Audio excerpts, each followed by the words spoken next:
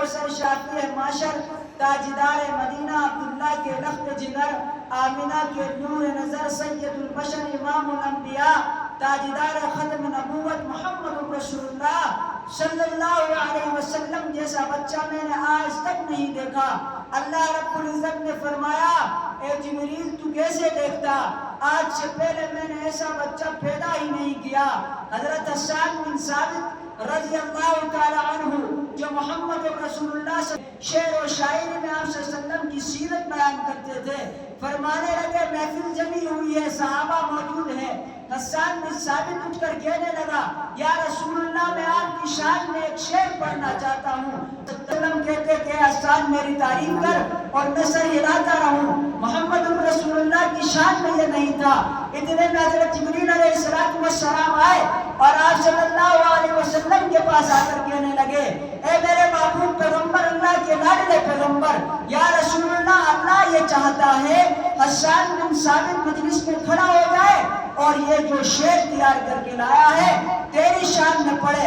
حضرت حسان بن ثابت کو محمد رسول اللہ صلی اللہ علیہ وسلم نے اجازت دی، کھڑا ہو جا، آج مجلس میں تو شعر پڑھے گا، محمد رسول اللہ بھی سنے گا، عرش والا بھی سنے گا۔ اللہ کی طرف سے آرڈر آ چکا ہے کہ آپ صلی اللہ علیہ وسلم کی سیرت میں آپ نے شعر پڑھنا ہے۔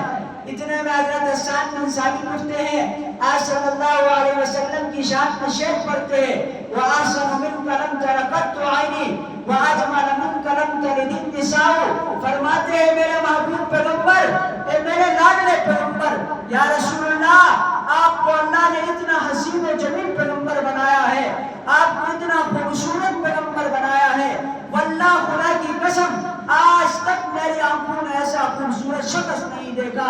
وَأَجْمَلَ مِنْكَ لَمْ تَلِدِ النِّسَاءُ۔ کیسے دیکھتے؟ آپ صلی اللہ علیہ وسلم کے آنے سے پہلے کسی ماں نے ایسا آپ صلی اللہ علیہ وسلم کی مسکراہٹ، ہنسنا، اٹھنا، بیٹھنا، آپ صلی اللہ علیہ وسلم کا چلنا پھرنا، ہر چیز نرالی تھی۔ محمد رسول اللہ کی شان میں وَأَحْسَنُ مِنْكَ لَمْ تَرَ قَطُّ عَيْنِي وَأَجْمَلَ مِنْكَ لَمْ تَلِدِ النِّسَاءُ خُلِقْتَ مُبَرَّأً مِنْ كُلِّ عَيْبٍ كَأَنَّكَ قَدْ خُلِقْتَ كَمَا تَشَاءُ۔ فرماتے ہیں